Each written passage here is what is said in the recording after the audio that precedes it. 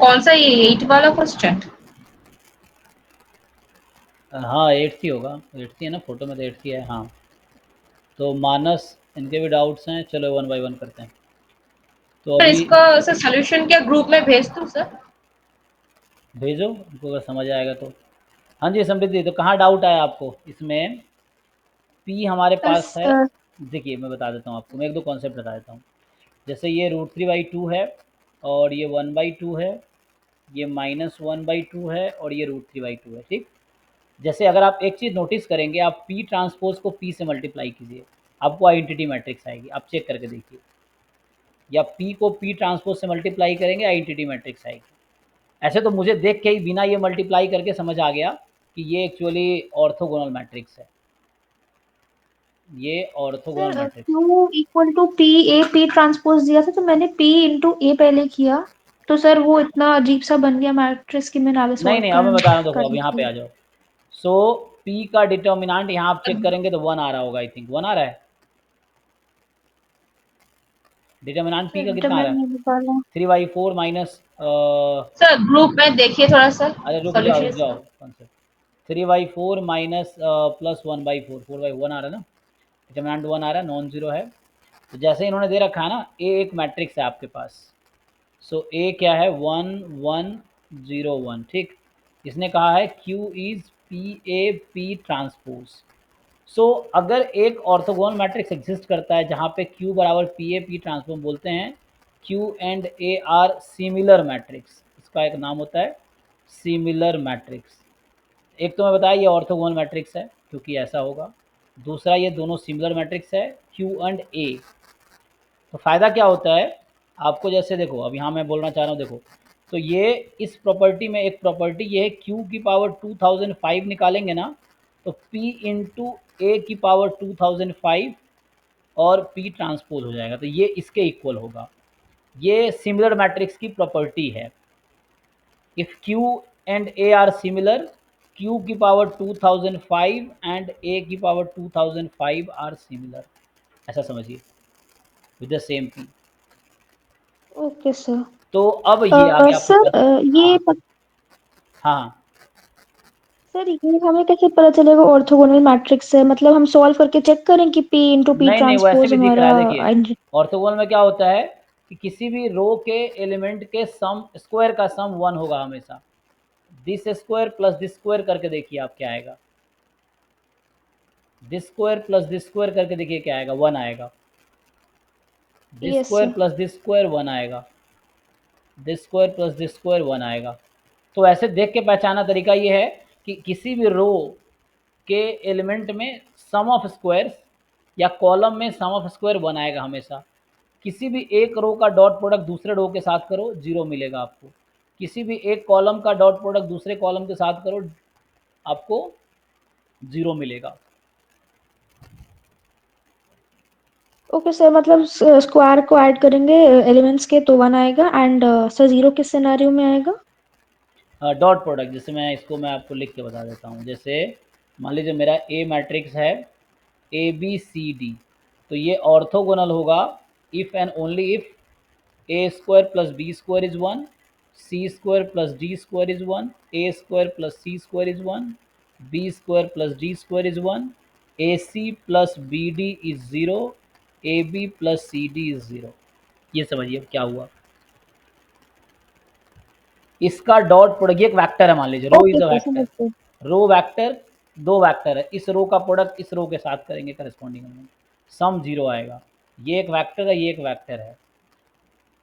So okay each sir. Row and each column is a vector. तो ऐसा है, ये इतना भी टेंशन नहीं लेना है, तो सीधा सीधा ए इंटू ए ट्रांसपोज करो, आई आ गया तो ऑर्थोगोनल है, इतना करने की जरूरत नहीं है, ये बात बराबर ही है।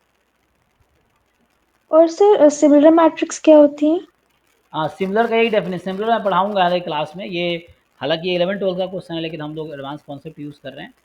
सिमिलर मैट्रिक्स का ये डेफिनेशन है कि there exist a non singular matrix P such that Q is equal to PA P transpose, then we call Q and A are similar matrices। ये यही डेफिनेशन है एक्चुअली सिमिलर मैट्रिक्स का, ये definition okay ही sir, है। Okay sir.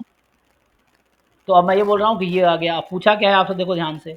तो आपसे पूछा है P ट्रांसपोज q की पावर 2005 इंटू पी। अब ये इसके इक्वल रख दो, तो इक्वल करोगे तो p ट्रांसपोज और इसको इसके इक्वल कर दो, तो इसके इक्वल करोगे तो आ जाएगा p a की पावर 2005 p ट्रांसपोज p। ये देखो मैंने क्या किया, q इसकी वैल्यू रख दी यहाँ पे, ठीक है ना। लेकिन अब यहाँ पे क्या होगा, यहाँ पे मैट्रिक्स मल्टीप्लिकेशन इज एसोसिएटिव, तो ये इसके साथ मिलके और ये इसके साथ मिलके क्या हो जाएगा, आप देखो यहाँ पे, आइडेंटिटी बना लेते हाँ हैं। आईटीडी हो गया। तो ये कहीं ना कहीं इक्वल आ गया a की पावर 2005 के एक्चुअली। अब क्या आप ये निकाल पाओगे, a दे रखा है मुझे, तो a की पावर 2005 कैसे आएगी। सर पैटर्न देख के निकालेंगे। हाँ पैटर्न देख के निकालेंगे। अब ए आपको पता है, तो ए पता है, आप ए स्क्वायर निकाल लीजिए। ए स्क्वायर जब हम निकालेंगे तो आएगा 1201। ए क्यूब निकालेंगे तो आएगा 1301। A4 निकालेंगे आप तो आएगा 1401। एक पैटर्न मिल रहा है, तो ए की पावर 2005 क्या होगा, सर 1 2005 01। हो गया, हाँ ये आंसर है। Okay thank you sir. जी आपने क्या निकाले हैं। जी सर। नहीं ठीक है, इन्होंने सॉल्यूशन जो ग्रुप में भेजा है, तो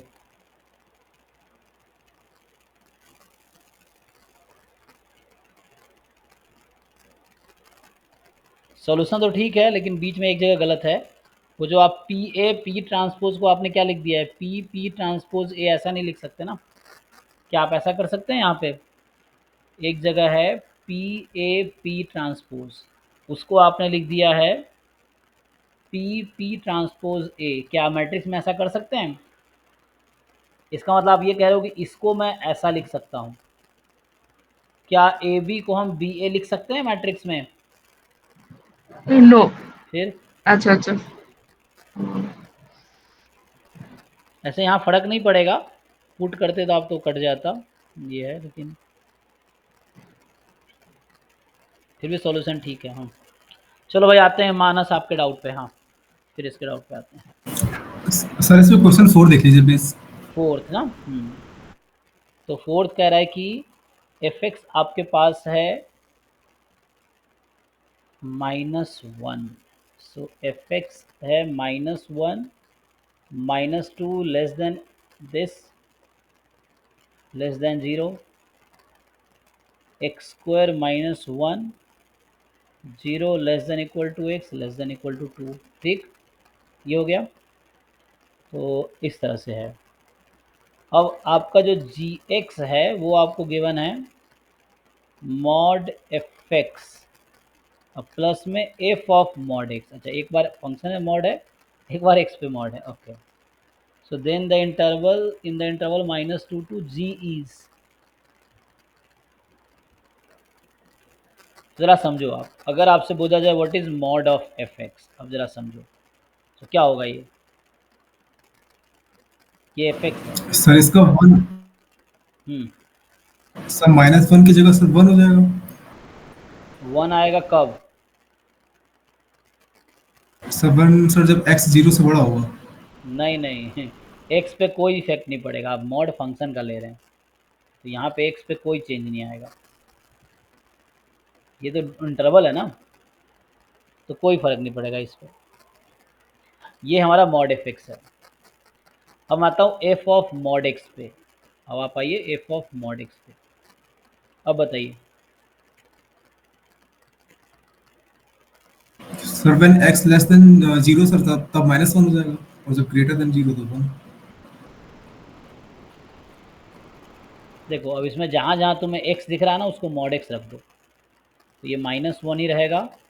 -2 लेस देन, अब मॉड एक्स लेस देन 0, ये तो ऑब्वियस है कि ज़्यादा होगा। मॉड एक्स का स्क्वायर -1 जब मॉड एक्स 0 से 2 तक है। देखो अब समझो क्या डिफरेंस आ रहा है, आपको ये समझना पड़ेगा कि जब एफ एक्स पे मॉड था, सिर्फ एफ एक्स पे मॉड लगा है, एक्स पे डोमेन पे कोई चेंज नहीं आएगा। यहाँ जब डोमेन को चेंज कर रहा हूँ, अब मैं ये एक्स की जगह मॉड एक्स रखना है, तो जहाँ जहाँ एक्स है मॉड एक्स रख दिया। इसको ठीक से लिख देता हूँ, एफ ऑफ मॉड एक्स को एफ ऑफ मॉड एक्स को ठीक से लिखोगे तो ये -1 है कब? तो इसने कहा है कि मॉड एक्स 0 से छोटा है और -2 से बड़ा है, तो ऐसे कैसे हो सकता है? इसका क्या मतलब, यहाँ पे कौन सा एक्स है जो सेटिस्फाई करेगा? क्या मॉड एक्स 0 से छोटा हो सकता है? No sir. नहीं। तो एक्चुअली एफ एक्स -1 था जब एक्स नेगेटिव था, तो हमने एफ ऑफ मॉड एक्स ले लिया।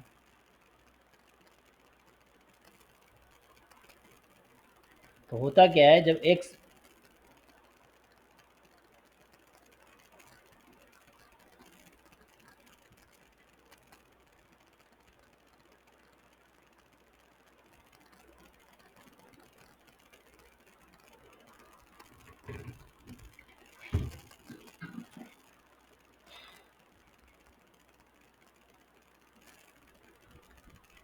तो यहाँ डोमेन तो पॉजिटिव हो गया ना, ये तो मॉड एक्स पॉजिटिव हो गया, और मॉड एक्स पॉजिटिव हो गया तो यहाँ पे एक्स पॉजिटिव कब था? ये था ना बस। जैसे मैं तुम्हें ऐसे नहीं पूछूं, मैं तुमसे ये पूछूं, चलो अगर मैं आपसे पूछता हूँ कि what is F of Y when Y is positive, आप मुझे ये बताओ, इस फंक्शन में देख के बताओ। सर सर वाई जब पॉजिटिव है तो सर पॉजिटिव आ जाएगा। नहीं तो क्या लिखोगे, देख के बताओ, यहाँ से देख के एक्स एक्स स्क्वायर माइनस 1। तो यहाँ आ जाएगा वाई स्क्वायर -1। हाँ हाँ सर, वाई स्क्वायर माइनस ठीक है, तो इसीलिए यहाँ पे, तो अब मैं सीधा सा कंक्लूड करता हूँ, इसीलिए F of, in fact F of mod x जो आएगा ये आ जाएगा मॉड एक्स स्क्वायर -1। ठीक है, जब मॉड एक्स 0 से 2 में है, तो मतलब mod x square -1 is just x square -1। जब एक्स की वैल्यू मॉड एक्स 0 से 2 में है, तो मतलब एक्स की वैल्यू -2 से 2 में है। Yes sir. तो अब देखो मैं कंक्लूड करता हूँ सीधा सीधा, तो कंक्लूड ये करता हूँ कि अब मैं क्वेश्चन पे आता हूँ, पूछना क्या चाह रहा है। देखो, तो जो क्वेश्चन में फंक्शन था, तो अब मैं लिखता हूँ एफ ऑफ एक्स का मॉड, तो जो हमने लिखा था 1 और मॉड में एक्स स्क्वायर -1, ये तब था जब एक्स की वैल्यू -2 और 0 में थी, और यह तब था जब एक्स 0 और 2 के बीच है। अब मैं ये लिखता हूँ डायरेक्टली, तो ये यहाँ भी होगा एक्स स्क्वायर -1, यहाँ भी होगा एक्स स्क्वायर -1। जब x -2 से 0 में है तब भी, और जब x 0 से 2 में है तब भी। समझो मैं क्या कर रहा हूँ, मैं इसी चीज़ को, यहाँ बोला ना x -2 से 2 में होगा, चेक करो आप, यहाँ बोला ना मैंने कि ये होगा। Yes sir. तो यस सर। -2 से 2 को मैं ब्रेक कर सकता हूँ ना, -2 से 0 और 0 से 2, यस सर। हाँ तो बस उससे आ जाएगा। तो अब इन दोनों को ऐड कर दो, तो आपसे ही पूछा था ना कि जो gx था वो इसका सम है, एफ एक्स का मॉड और F of mod x. So add करके क्या आएगा बताओ, जब x -2 से 0 में है तो क्या होगा सर, एक्स स्क्वायर आ जाएगा -2 से 0 में। जी, और यहाँ क्या आ जाएगा? सर इसमें वैसे ही लिख दो, नहीं समझ आ रहा वैसे ही लिख दो, mod x square +1 x square -1 फिर एक्स स्क्वायर -1, यही ना? चलो यस सर। ओके। अब चूंकि एक्स स्क्वायर -1 ना, अगर मॉड को तुम खोलना चाहो तो कैसे खोल सकते हैं हम? एक्स स्क्वायर -1 को कैसे खोल सकते हैं मॉड को? तो एक्स स्क्वायर -1 0 कब होगा? जब एक्स +1 होगा, है ना? यहाँ तो बीच में यस सर। 1 ही है। तो इस फंक्शन को मैं फर्दर खोल के ऐसे लिख सकता हूँ अगर आप चाहो। सो -2 से x less than 0, x more than equal to 0 less than 1, x more than equal to 1 less than equal to 2। अब आपसे मैं पूछना चाहूँगा, जब x 0 से 1 के बीच है तो बताओ एक्स स्क्वायर -1 पॉजिटिव होगा कि नेगेटिव होगा मॉड के अंदर की क्वांटिटी? सर नेगेटिव हो जाएगा। क्योंकि एक्स स्क्वायर लेस देन 1 हो जाएगा, तो नेगेटिव है तो माइनस यस। लगा दो। तो मॉड, जब यस। नेगेटिव नंबर का मॉड हटाते हैं तो एक माइनस लगा देते हैं, तो माइनस फाइनली ये क्या हो जाएगा? 0 आ जाएगा। ओके। अब यस एक्स सर। जब 1 से ज़्यादा है तो क्या होगा बताओ? ये क्वांटिटी अंदर वाली सर पॉजिटिव हो जाएगा पॉजिटिव फिर। हो जाएगी, तो मॉड ऐसे ही हट जाएगा, तो ये 2 यस। टाइम एक्स स्क्वायर -1 हो गया। फाइन। अब बताओ, यस सर। अब जो पूछा है वो नहीं कर लोगे? अब क्या क्या पूछा ऑप्शन देखो इसको, अब इसके बारे में बताना तुम्हें ऑप्शन देख के। यस सर, आप कर लेंगे, आप हाँ, सारी तो चीज़ें ये कर मैंने लेंगे। पूरा रिड्यूस कर दिया फंक्शन को, अब आप इजीली डिसाइड कर पाएंगे। ये है। ओके सर, आगे। ठीक, किनका रह गया? तो मानस का हो गया, इसका हो गया, ठीक है। हाँ जी भाई, सयानी बताओ क्या पूछना है इसमें? सर इसमें सर मतलब सर ये जो डिटर्मिनेंट है सर इसमें मतलब 1 प्लस तो सर इसका सर सोल्यूशन लास्ट तक नहीं आ रहा सर। लास्ट लास्ट नहीं आ रहा है, शुरू नहीं हो रहा। तो सर जो भी हो। नहीं नहीं, ऐसे टाइम पास मत करो। The thing is, how did you started, कैसे स्टार्ट किया आपने? सर देखिए सर ये जो है ना 1 प्लस है तो इसको सर हम लिख सकते हैं कि 1 प्लस मतलब मैं ये पूछना चाहती हूँ कि ऐसे लिख मतलब मैंने जब की थी मतलब 1 प्लस 2 ये करके सर एक one one one one one 1 plus F1 1 plus F2 1 plus F3 1 plus ऐसे करके किया फिर प्लस F2 F1 F2 फिर 1 प्लस F1 1 प्लस F2 ऐसे करके सर इसका कुछ रिडक्शन हो सकता है क्या मतलब उसको सर ऐसे alpha square plus beta square ऐसे करके करने से सर वो बहुत ज्यादा लेंथी प्रोसीजर हो रहा है मतलब उससे मतलब आंसर तक नहीं निकल रहा मतलब अल्फा का बीटा का डायरेक्ट पुट करने से और मैं जैसे सोच रही हूँ उससे सर उसके बाद सर प्रोसीड करूंगी तो उससे भी कुछ सॉल्यूशन मतलब ठीक ठाक नहीं हो रहा।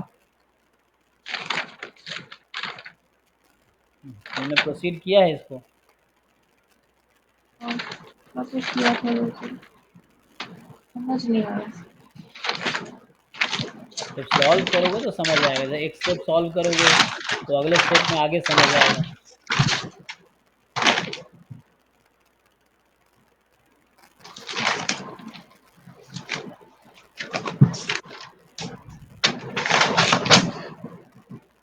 मतलब इसका सर मतलब डायरेक्ट डिटर्मिनेंट ले ली थी तो उससे सर बहुत ज्यादा लेंथी हो रहा था। डायरेक्ट एक्सपेंड करने से बहुत ज्यादा लेंथी हो रहा था तो डायरेक्ट आंसर अरे तक मैडम पहुंच ही रुको, नहीं पाया। मान लो अल्फा 1 है, मान लो बीटा 1 है। हाँ F1 किसके इक्वल हो जाएगा? अच्छा F1 फिर 2 हो जाएगा। F2 कितना होगा? F2 होगा लेकिन 1 1 मत लो, 1 1 लोगे F तो रुको, 1 1 में प्रॉब्लम है। क्योंकि वो फिर राइट जो एक के निकालना है तुम्हें, वो तो जीरो ही हो जाएगा। तो 1 1 मत लो, एक काम करो 2 1 लो। कांस्टेंट लेना। नहीं नहीं, 2 1 लो, 2 1 लोगे तो कोई दिक्कत नहीं है, ठीक है। लेकिन 2 1 में भी जीरो जीरो हो जाएगा। एक मिनट देखो, हमें इक्वेशन दे रखी है ना एक, तो इक्वेशन में पुट कर देना है सेम वैल्यू। तो मान लो तुम 1 1 लेंगे तो प्रॉब्लम है 1 2, 1 नहीं ले सकते किसी वे को भी, तो 2 2 ले लो। चलो सबसे 2 2 भी नहीं ले सकते, इक्वल नहीं ले सकते हैं। सो 3 2 ले लो, 2 और 3 ले लो फॉर एग्जाम्पल, 3 2 ले लो, 3 और 2। चलो ऐसा किया हमने, अल्फा को 3 बीटा को 2। बताओ F1 क्या है? F1 5 होगा 3 to 5। F2 क्या होगा? F2 होगा 9 4 13 होगा। उसे बताओ F3 क्या है, F4 क्या है? F3 F4 27%।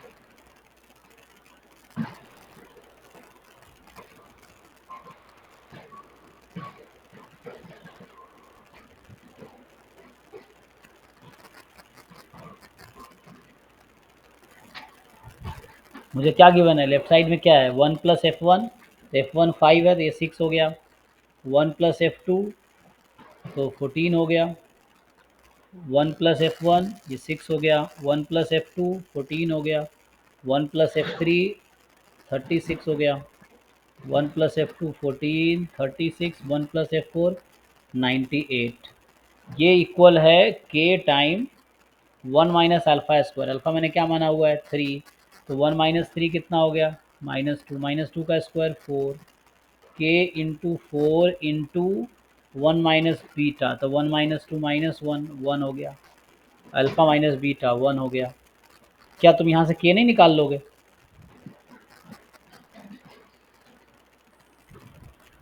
के निकलेगा कि नहीं? ये डिटरमिनेंट खोल पाओगे?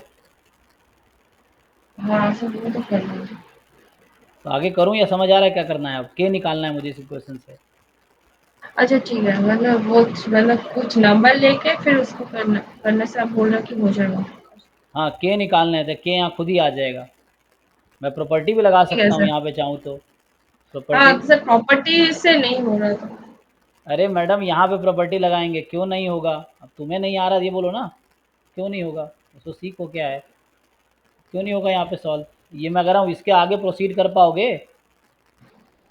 वही जो हाँ क्वेश्चन सर लिखा इसके उसी को रिड्यूस कर दिया मैंने। तो के तब भी यूनिक ही आएगी, तुम अल्फ़ा बीटा कुछ भी ले लो, के वो कॉमन ही आएगा। वो उसी अल्फ़ा बीटा के लिए चूज़ कर लेंगे हम। मैंने अल्फ़ा बीटा 2 3 लिया ना, तो ऑप्शन में वही रखेंगे। अरे मैं कर ही देता हूँ, तुम्हारा कोई भरोसा भी नहीं, तुम होगा नहीं होगा। देखो यहाँ एलिमेंट्री ऑपरेशन लगाओ। सो R2 को चेंज करो, R2 माइनस 2R1।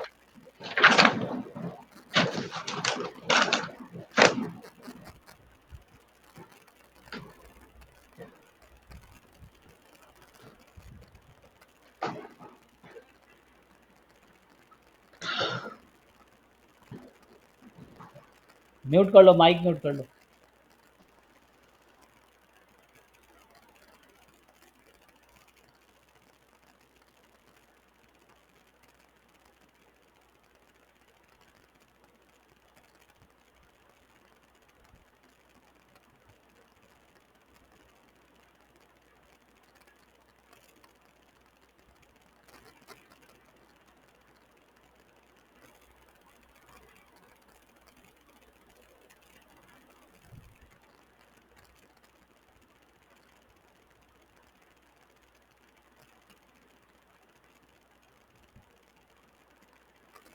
इसको एक्सपेंड कर दोगे या और प्रॉपर्टी लगा सकते हो, चाहो तो एक और प्रॉपर्टी लगा लो और जीरो हो जाएंगे।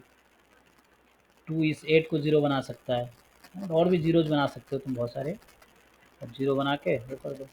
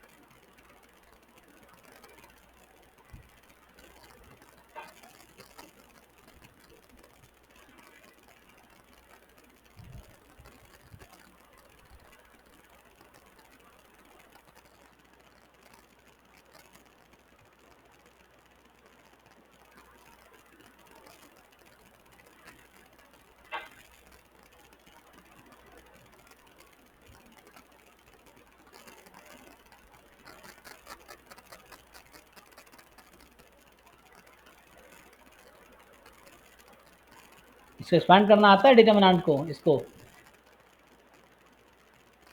हाँ सर कर लूँगी। एक्सपांड करो, के निकालो।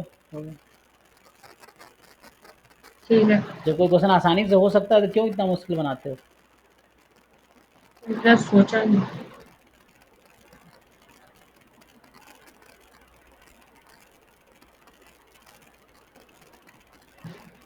इसमें ट्राई किया तुमने इसको इसमें सॉल्व करने का? सर हाँ सर इसका सर डिटर्मिनेंट निकाला, लेकिन सही नहीं आ रहा सर। उसके बाद सर मतलब प्रोसीड नहीं कर पा रहे। अभी लास्ट वाले क्वेश्चन में आओ। लास्ट वाले में क्या बोला है? सिस्टम ऑफ इक्वेशन दे अच्छा। रखा है, फाइंड द वैल्यू ऑफ हाँ थीटा सर फॉर इसमें each system has non trivial solution. ये नॉन ट्रिवियल सॉल्यूशन क्या होता है? सर ट्रिवियल सॉल्यूशन का मतलब होता था कि x equal to Y equal to Z equal to zero, हाँ, मतलब determinant of A not equal to zero हो जाता। अब नॉन ट्रिवियल बोल रहा है, मतलब इसका ऑपोजिट होगा, मतलब X Y Z not equal to zero होगा। फिर हम बोल सकते, फिर डिटरमिनेंट ऑफ अरे ए कहानी इक्वल क्यों टू बता जीरो रहे हो? लेना। एक लाइन में बताओ ना, कहानी बताने लगते हो पूरा। डिटरमिनेंट डेफिनेशन ऑफ ए पूछता इक्वल टू हूँ। जीरो लेना। हाँ तो determinant of A equal to zero लेना पड़ेगा। मैं तुमसे डेफिनेशन पूछा हूँ, नॉन ट्रिवियल सॉल्यूशन क्या होता है? नॉन ट्रिवियल सॉल्यूशन होगा x equal to y equal to z not equal to 0 होगा। At least one of them is non zero, ठीक है। तो बताओ ये सिस्टम के पास नॉन ट्रिवियल सॉल्यूशन कब होगा? इसका मतलब सिस्टम इनफाइनाइट के सॉल्यूशन पास, हाँ, इनफाइनाइट कब सॉल्यूशंस होगा? जब determinant of a equal to 0 होगा। तो डिटर्मिनेंट यहाँ से क्या बनेगी? डिटरमिनेंट ऑफ a यहाँ से साइन साइन 3 थीटा -1 है।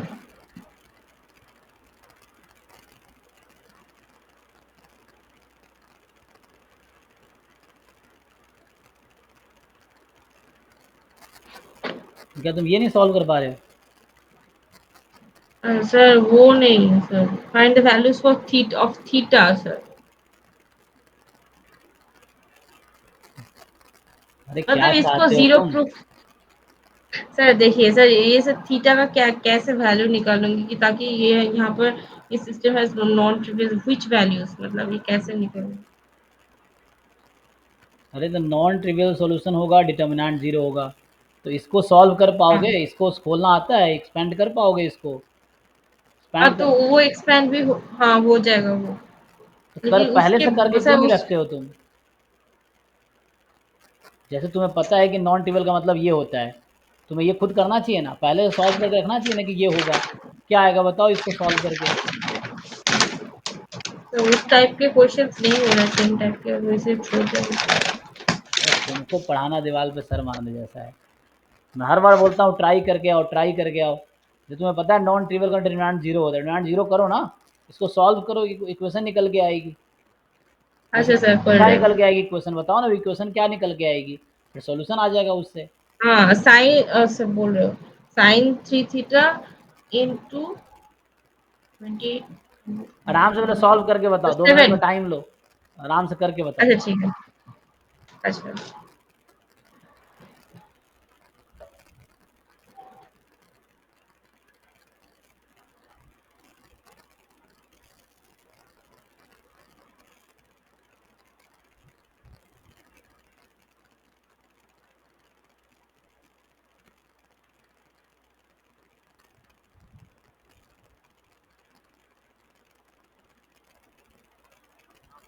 क्या कर रहे हो बेबी?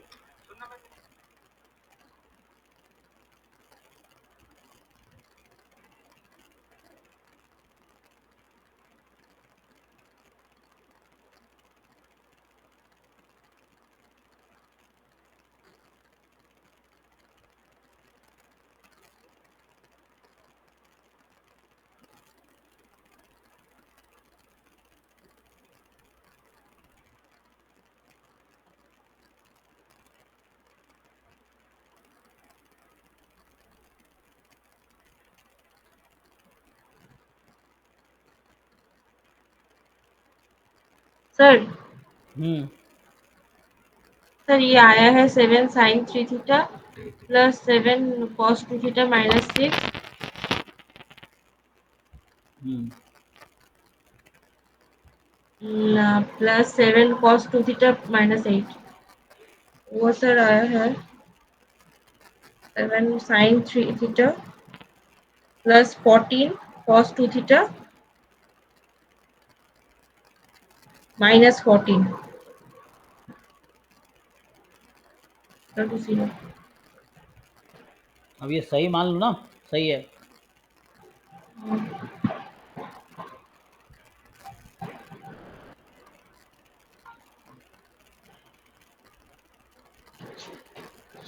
इसको सॉल्व करो, आ जाएगा यहाँ से सीधा खुद ही। मैं तो यही चाहता हूँ तुम सॉल्व करो, सीखो, जब सॉल्व करोगे तो आ जाएगा। द थिंग इज सॉल्व करना ही नहीं तुम्हें, सिर्फ टीचर से करा, सॉल्व जब करोगे तो सब खुद ही हो जाएगा सॉल्व।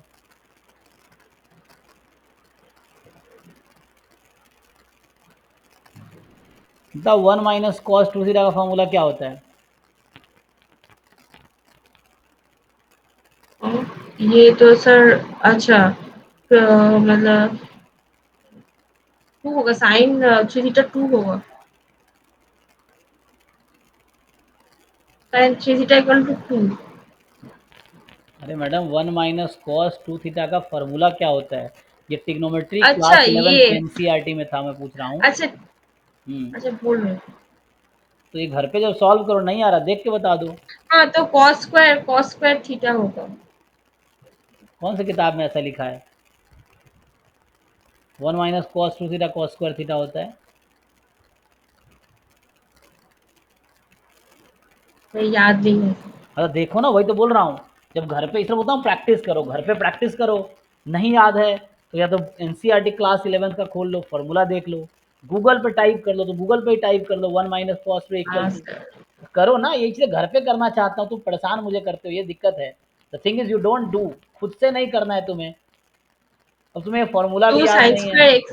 हाँ सर 2 साइन स्क्वायर थीटा तो होगा। यही चीज़ घर पे करो ना। अब जब फॉर्मूला याद नहीं, अब फॉर्मूला कितनी बार सिखाऊंगा फॉर्मूला में, ट्रिग्नोमेट्री में ऑलरेडी बता रखा है।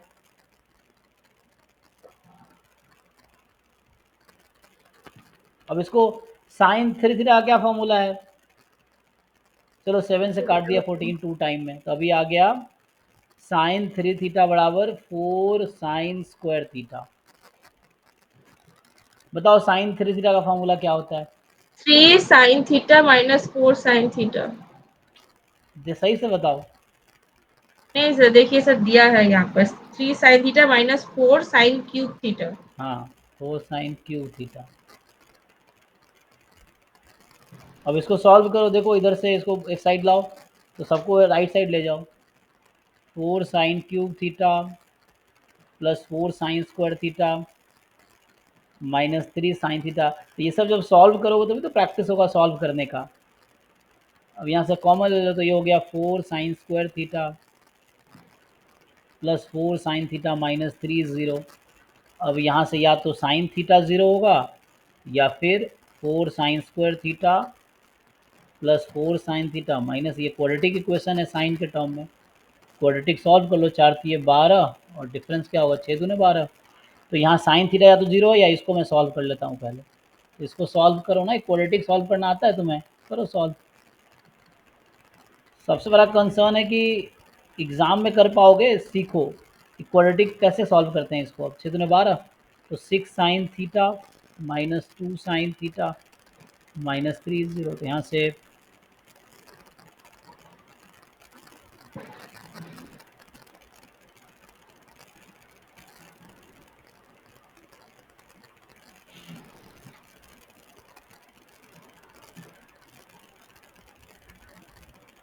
आ गया 2 sine theta minus 1 into sine theta plus zero. तो यहाँ से कंसम्पशन ये आ गया कि साइन थीटा इज़ 1/2 और साइन थीटा इज़ -3, और पहले आया हुआ है साइन थीटा इज़ 0। ये 3 पॉसिबिलिटी है। अब बताओ साइन थीटा की वैल्यू -3 हो सकती है कभी? No impossible. तो ये सिर्फ आउट हो हाफ गया। और जीरो हो सकता तो यहाँ पे या तो साइन थीटा 0 है या साइन थीटा 1/2 है। अब तुम ऑप्शन देखो, अगर कैसे सॉल्व होगा, हो गया सॉल्व ना। तो तुम्हें पता ही है ये आ गया, इसको सॉल्व करते जाओ करते जाओ करते जाओ। अब ये सब जब तक सॉल्व करोगे नहीं अपने हाथ से, तुम्हें तो आएगा ही नहीं, कभी कभी भी नहीं आएगा, ज़िंदगी भर नहीं आएगा। ये चीज़ है, सॉल्व करो ना। तो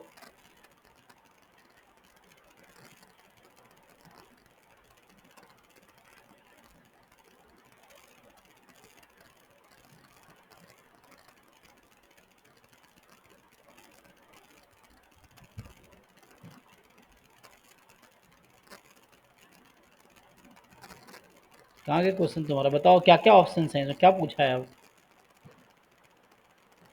ये पूछ रहा है कि फॉर वैल्यू ऑफ थीटा, क्योंकि ये नॉन ट्रिवियल सॉल्यूशन होगा, थीटा का बताओ वैल्यू साइन थीटा पूछ रहा जीरो है। कब होता है? ये सब्जेक्टिव क्वेश्चन था एक्चुअली। साइन थीटा जीरो कब होगा?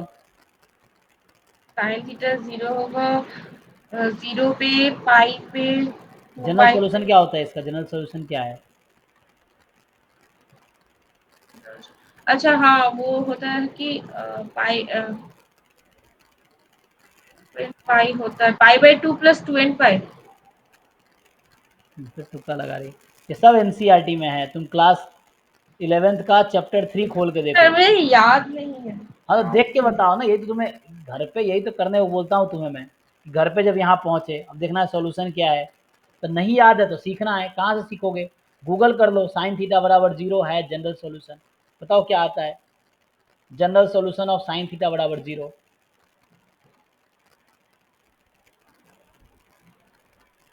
अरे सीधा सेल्फ स्टडी करना एन सीखो ना। पाई एन पाई ये बुक में भी एनसीईआरटी खोल के देख लो, ये आ गया। बताओ साइन थीटा बराबर 1/2 का जनरल सॉल्यूशन क्या है? 1/2 इज लाइक साइन π/6।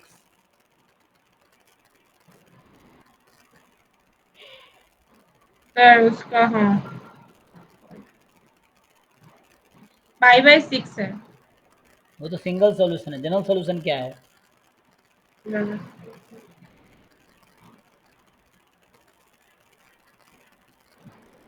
अच्छा एन पाई प्लस -1 n π/6।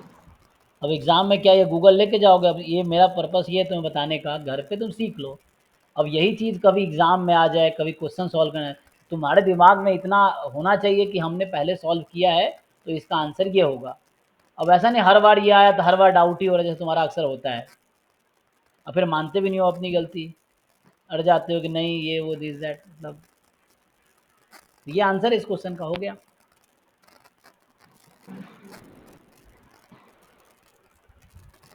जहाँ n कोई इंटीजर होगा, तो सॉल्व करना तुम्हें सीखना है। इसमें ट्रिग्नोमेट्री थोड़ी प्रैक्टिस करनी है तुम्हें, तो उससे आ जाएगा।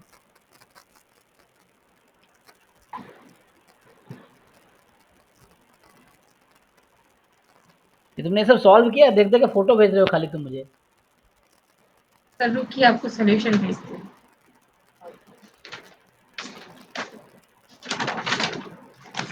और ये सिस्टम ऑफ इक्वेशन तो जैम में भी है, गेट में भी है, नेट में भी है ना, तो ये क्वेश्चन तुम क्यों नहीं सॉल्व कर पा रहे हो? नेट के एस्पिरेंट हो तुम, तो तुझे लास्ट क्वेश्चन भेजा है तो आसान सा है। सर कोई नेट का एस्पिरेंट नहीं हूँ सर, एग्जाम नहीं दे रही हूँ।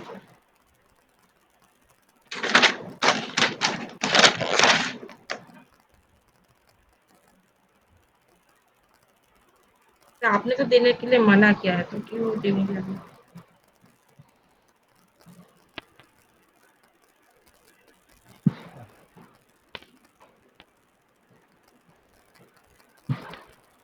ये बताओ जो सेकेंड क्वेश्चन तुमने भेजा है, इसमें क्या डाउट है? इस क्वेश्चन में इसमें क्या डाउट है? आप देखिए सर, मैंने जो सॉल्यूशन किया आप देखिए सर, उस पे आधार पे मैं बोल रही हूँ कि कहाँ पे डाउट हो रहा है। तुमने क्या सॉल्व किया? ये ऑप्शन तुम सॉल्व कर रहे हो, क्वेश्चन कहाँ है? सर देखिए, हाँ तो क्वेश्चन टू है सर, देखिए मैं फिर सर क्वेश्चन टू का सर देखिए सर, इसका सर मतलब ऑगमेंटेड बी निकाला, फिर अरे रुको उसका रुको, सर लैम्डा। तुम्हें कुछ नहीं पता है।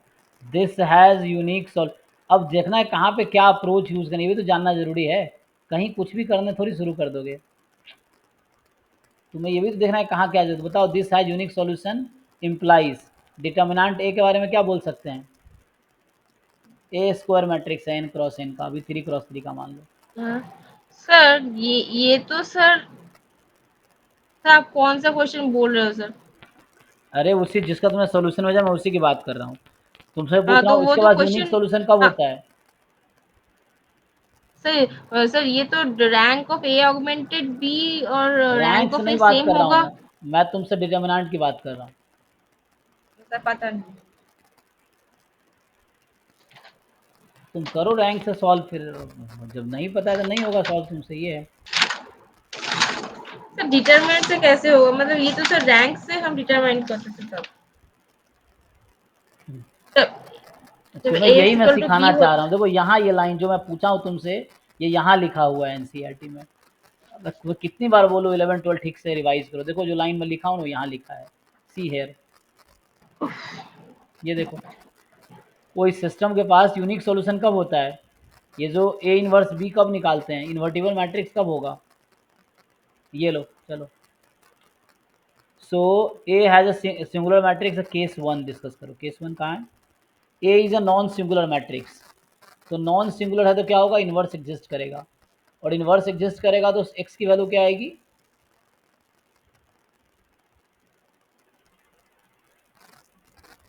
Unique solution.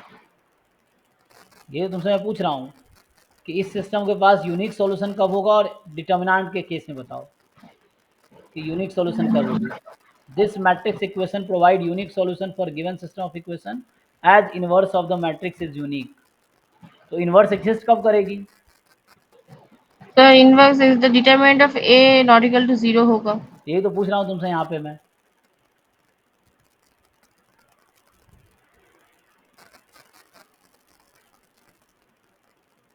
और इनफाइनाइट सॉल्यूशन होगा तो पक्का डिटर्मिनेंट इसका 0 होगा। In fact if and only if नहीं है, ये वन वे बोल रहा हूँ मैं अभी। ax बराबर बी हैज़ नो सॉल्यूशन। तो यही सब तो सीखना पड़ेगा ना, ये सब तो 11th-12th की चीज़ें हैं, तो सीखना पड़ेगा। डिटर्मिनेंट तुम्हें बोल रखा है इनफाइनाइट सॉल्यूशन है, डिटर्मिनेंट को 0 कर दो, 4 ऑप्शन में से एक और खुद ही निकल के आ जाएगा। सिर्फ इतने से ये क्वेश्चन सॉल्व हो जाएगा बीच वाले से, कि डिटर्मिनेंट तुम्हारा है। वही तो मैं कह रहा हूँ, तुम नेट जैसे लेवल के क्वेश्चन सॉल्व कर लेते हो, और ये सब क्वेश्चन, ये बच्चों वाले क्वेश्चन तुम ट्राई ही नहीं करते हो। सर अब नेट तो नेट के बारे में क्यों बोल रहे हैं सर? नेट तो मैं नहीं दे रही हूँ, फिर भी आप क्यों बोलते हैं? नेट दो, क्यों नहीं दोगे? नेट तुम्हें देना चाहिए, उसमें क्या है। हाँ सर। तो कितना एग्जाम दूंगा? आपने तो बोला कि सिर्फ गेट ही देना है, तो सिर्फ गेट ही दे रही हूँ। अरे मैंने कहा नेट एक क्यों दे रही एग्जाम हूँ? के ढंग से तैयारी करो, सबकी तैयारी हो जाएगी। मैंने ये नहीं कहा गेट, मतलब जैम वालों को बच्चों को बोला है कि तुम जैम भी दो, गेट भी दो, नेट भी दो, लेकिन तैयारी सिर्फ जैम की करो। और सिर्फ हाँ तो जैम की वही अच्छी सर तैयारी कर लिए तो सारे एग्जाम खुद ही निकल जाएगा। तो तुम्हें भी सिर्फ यही कह गेट रहा का ही हूँ। तो हाँ तो सिर्फ गेट का ही तो कर रही हूँ, तो कौन सा हाँ, तो एक एग्जाम की टीचर? अच्छे से तैयारी करो, बाकी एग्जाम की खुद ही तैयारी हो जाएगी। जैम, तो गेट। नेट का कहाँ कर रहे हो? हाँ, नेट का तो नहीं कर रही हूँ ना। तो ठीक है, तो गेट में ऐसे क्वेश्चन आते हैं, इसको डिटर्मिनेंट 0 करके आएगा इक्वेशन एक, इसको सॉल्व कर लोगे। ये क्वेश्चन डिटर्मिनेंट सॉल्व करना आता है, हाँ सर, तो वो 4 तो ऑप्शन में सर एक हो ऑप्शन खुद ही जाएगा। निकल के आ जाएगा। सीधा सीधा एक ऑप्शन निकल के आ जाएगा इसमें 4 में से। अच्छा अच्छा। हाँ बताओ सर, मुझे, वो तो सॉल्व करके ऑप्शन बताओ, हो अभी जाएगा। बताओ। हाँ सर, हाँ सर, ये हो जाएगा सर। मैंने कुछ अलग ली थी, इसीलिए हो नहीं रहा था। अच्छा, ठीक है सर।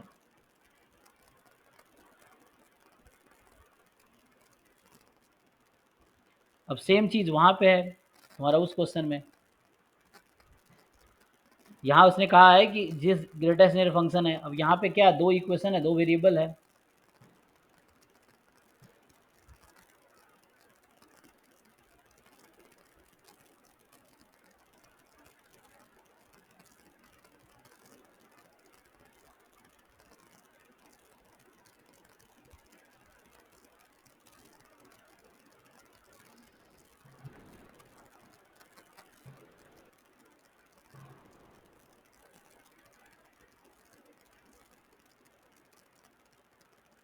बताओ, ये कल ही तुम्हें कॉन्सेप्ट बताया था ना मैंने इसका। तो इसके तो पास आपने यूनिक सॉल्यूशन, चलो इन्फिनाइट लिख दो, पहले इन्फिनाइट लिख देता हूँ। सो दिस हैज़ हाँ, इन्फिनाइट सॉल्यूशन। कब होगा इन्फिनाइट सॉल्यूशन? जब determinant of A not equal to 0 है। इन्फिनाइट सॉल्यूशन के लिए। हाँ, तो infinite solution determinant of A not equal to 0 होगा।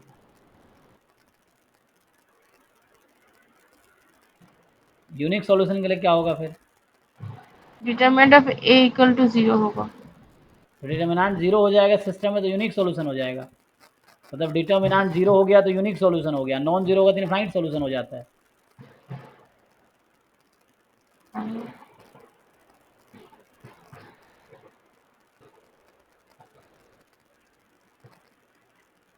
अच्छा, मैंने कर दिया।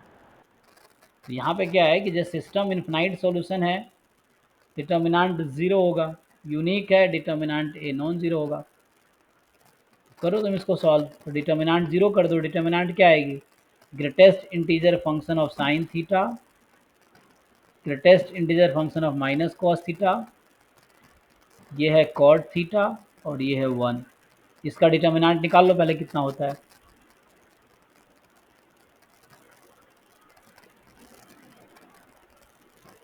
तो इसका डिटरमिनेंट, हाँ, माइनस कॉस थीटा और कॉट थीटा। अब चेक करो ये 0 कब होगा और ये नॉन 0 कब होगा, उसी के हिसाब से ऑप्शन चुनना है हमें। हाँ तो वही ऐसा, इतना तक तो मैंने भी कर लिया, बस उसके बाद में। जैसे ऑप्शन ए बोल रहा है कि इनफाइनाइट सॉल्यूशन है π/2 से लेके 2π/3, तो इसके बीच का कोई एक एंगल बताओ मुझे। π/2 से 2π/3 के बीच का कोई एक एंगल बताओ जहाँ पे हम इसकी वैल्यू निकाल सके। मैं ऑप्शन ए की बात कर रहा हूँ। हाँ, तो 90 डिग्री और 120 डिग्री के बीच का एंगल कोई बताओ जहाँ पे इजीली वैल्यू निकाल सके हम। 105 हो जाएगा। चलो ये बताओ, पाई से लेके 7π/6 है, तो मतलब पाई प्लस π/6। उन्हें एंगल इतने क्लोज दिए ना, तुम्हें सॉल्व करना पड़ेगा इसको। इसका फॉर्मूला क्या होता है? Minus of X. इसका फॉर्मूला क्या होता है? ग्रेटेस्ट यूनिट फंक्शन इसका माइनस एक्स का। -x greater than equal to. नहीं नहीं, मैं पूछ रहा हूँ इसमें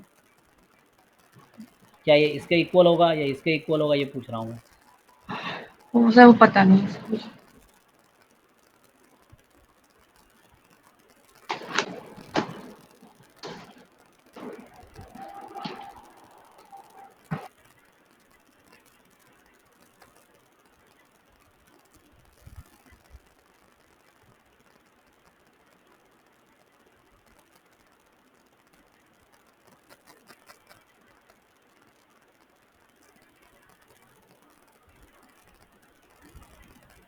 ये होगा actually if x is not integer, अगर इंटीजर नहीं है तो।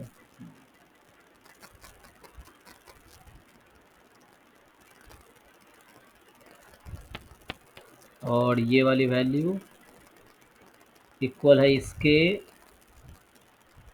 अगर एक्स इंटीजर है तो। एनीवे इसको मत यूज़ करो, अब तुम इसको वैल्यू निकालो। चलो कोई एक एंगल ले लेते हैं। तो मैं तुम्हें एक एंगल, कोई भी एंगल वैल्यू पुट कर लो। क्या एंगल लेना चाहोगे?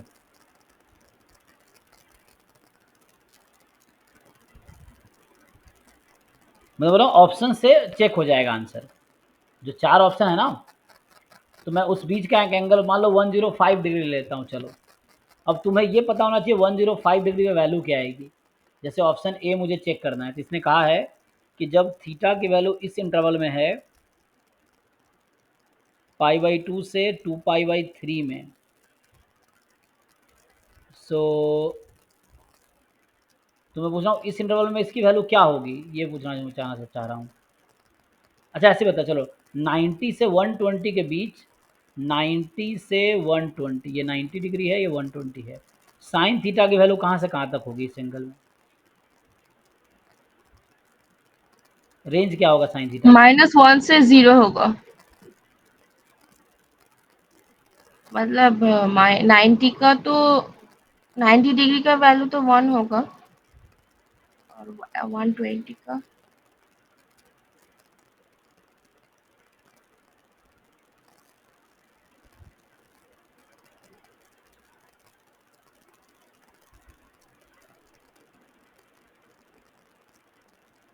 बताओ ना सोच के।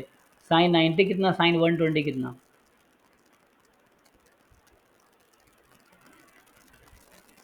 1/√3/2। नहीं 1/√2 होगा शायद। और हाँ 1 से 1/√2 होगा। अब मान लो एग्जाम में तुम्हें साइन 120 की जरूरत पड़ी, अब 4 ऑप्शन है, तुम क्या टिक करोगे उसमें?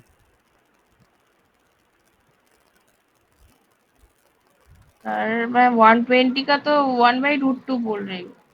तो गलत है ना, तुम्हें बताओ। हमें कैसे, मतलब तुम्हें खुद थोड़ा वो नहीं लगता, अजीब सा नहीं लगता कि you are not able to find the value of sine 120, जो कि क्लास 11th में ये सब है, 10th में बच्चा जानता है, 11th में जानता है। तुम्हें कब बुरा नहीं लगता ये सब चीज़ें कि why I don't know this? ऐसा नहीं लगता तुम्हें?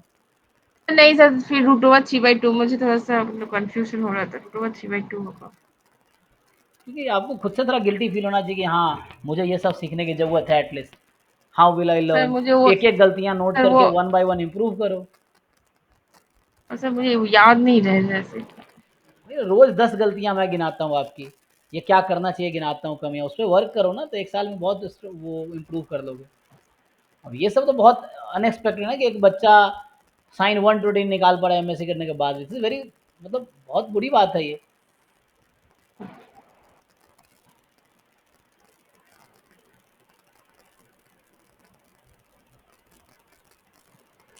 अब बताओ साइन थीटा अगर √3/2 से 1 है तो साइन थीटा की ग्रेटेस्ट, यही चीज़ तुम्हें घर पे करने जो मैं कर रहा हूँ, यही चीज़ें तुम्हें सीखने हैं कि मान लो मैं इस एंगल क्या होगा, फिर वैल्यू क्या होगी, फिर यहाँ पुट करके देखेंगे।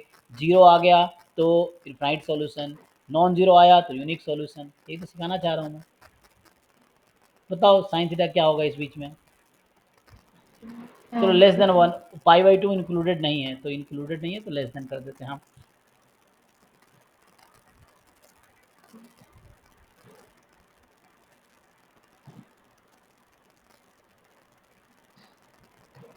अगर x की वैल्यू √3/2 से 1 के बीच है तो greatest integer value of x क्या आएगी?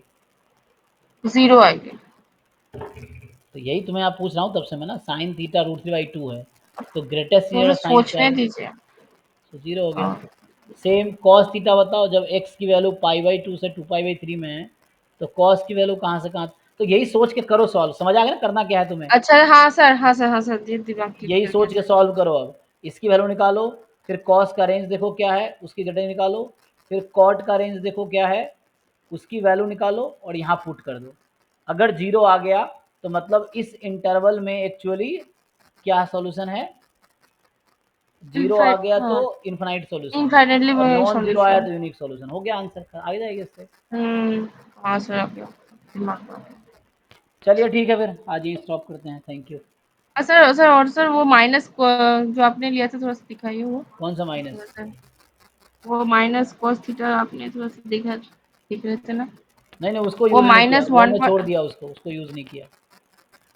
तो आप इसमें माइनस कॉस देखना, फिर अगर माइनस कॉस की ज़रूरत है ना तो पहले आप कॉस का रेंज निकाल हाँ। लोगे, फिर माइनस से मल्टीप्लाई कर दो, माइनस कॉस का रेंज आ जाएगा, फिर माइनस अच्छा कॉस थीटा का ये निकालना, ग्रेटेस्ट इंटीजर वैल्यू क्या आएगी, वो यहाँ पुट करना पड़ेगा। अच्छा अच्छा, ठीक है। तो ये सब प्रैक्टिस करो, जो नहीं आ देखो, रहा है बुक से सीखो, गूगल करके सीखो, बट समहाउ क्वेश्चन कंप्लीट करो।